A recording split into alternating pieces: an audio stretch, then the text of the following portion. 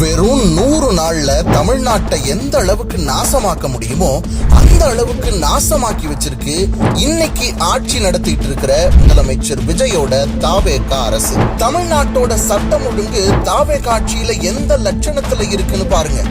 ஆட்டோல போய்கிட்டு இருந்த ஒரு பொண்ணை ஒரு மர்ம கும்பல் வெட்டி கொல்றாங்க. கல்லூரியில கஞ்சா விற்கிறதா புகார் கொடுத்த ஒரு மாணவனை 20 பேர் அடிச்சே கொல்றாங்க. விசாரணைன்ற பேர்ல 6 பேர் லாக்அப் டெத். இப்படி தினம் தினம் கொலை கொள்ளை பாலியல் வன்கொடுமைன்னு தமிழ்நாட்டோட சட்டம் ஒழுங்கு சந்தி சிரிக்குது. பெண்களுக்கு பாதுகாப்பு இல்லைன்னு வீரவசனம் பேசின முதலமைச்சர் விஜய் ஆட்சியில 6 வயது சிறுமி முதல் 60 வயது அம்மா வரைக்கும் யாருக்கும் பாதுகாப்பு இல்லாத சூழல் தான் இருக்கு. சமீபத்துல கூட கிருஷ்ணகிரி மாவட்டத்துல 8 வயது சிறுமிக்கு பாலியல் தொந்தரவு கொடுத்திருக்காங்க. அது மட்டுமா, அவரோட கட்சியோட ராணிப்பேட்டை மாவட்ட செயலாளர் மேலையும் ஸ்ரீவைகுண்டம் தாவேகா சட்டமன்ற உறுப்பினர் மேலையும் பாலியல் புகார் இருந்தும் கைது பண்ணாம இருக்கிறத பத்தி முதலமைச்சர் விஜய் ஒரு வார்த்தை கூட பேசல. படத்துல விவசாயியா நடிச்சு அடுத்த ஜென்மத்துல விவசாயியா பிறக்கணும்னு ஆசைப்படுற முதலமைச்சர் விஜய் தான் விவசாய கடனை முழுசா தள்ளுபடி பண்றேன்னு அறிவிச்சுட்டு ஆட்சிக்கு வந்ததுக்கு அப்புறம் அதை பண்ணாம விவசாயிகளுக்கு துரோகம் பண்ணாரு. காவிரி தண்ணி கிடைக்கல, மேட்டூர் அணைய சீக்கிரம் திறங்க, வறட்சி நிவாரண நிதி கொடுங்கன்னு விவசாயிகள் ரோட்ல போராடிட்டு இருக்காங்க. ஆனா அவங்கள சந்திக்க நேரம் இல்லாத முதலமைச்சர் விஜய் சினிமா நடிகர் நடிகைகளை மட்டும் நேரம் ஒதுக்கி மிஸ் பண்ணாம சந்திக்கிறார். 200 யூனிட் மின்சாரம் இலவசம்னு முதலமைச்சர் அறிவிச்சாரு. ஆனா உண்மை என்னன்னா 500 ரூபாய் கட்டிட்டு இருந்த வீடு இன்னைக்கு 5000 ரூபாய் மின்சார கட்டணத்தை கட்டுறாங்க.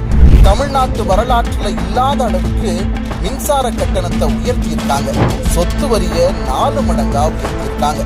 அது மட்டும் இல்ல, மக்கள் அன்றாடம் பயன்படுத்துற அரிசி பருப்பு பால் எல்லாமே விலை ஏறிக்கிட்டே இருக்கு. இதுதான் 100 நாள் தாவேகா அரசு பண்ண சாதனை. அது மட்டும் இல்ல, பழனி கோவில் நிலத்தை 100 கோடிக்கு போலி பத்திரம் மூலமா வித்தது, அரசு வழக்கறிஞர் பதவிக்கு லட்சக்கணக்கில் லஞ்சம் வாங்கினதுன்னு தமிழ்நாடு தாவேகா ஆட்சியில படுற பாடு கொஞ்சம் நஞ்சம் இல்ல. தமிழ்நாடு இப்படி நாசமா போய்கிட்டு இருக்கும் போது இதை எதுவும் கண்டுக்காம நம்ம விஜய் சர்க்கார் சர்க்கஸ் சர்க்கார் அமைச்சர்கள் எல்லாரும் என்ன பண்ணிட்டு இருப்பாங்க தெரியுமா? பிஸியா ரீல்ஸ் எடுத்துட்டு இருப்பாங்க. தப்பா தமிழ் பேசுறீங்க திருத்திக்கோங்கன்னு சொன்னா நான் ஏன் பண்ணணும்னு கேட்கிற உருட்டுக்கட்டை அமைச்சர். வாட்ஸ்அப் மெசேஜ் படிச்சுட்டு அதிமேதாவி மாதிரி பேசுற நிழல் முதலமைச்சர்.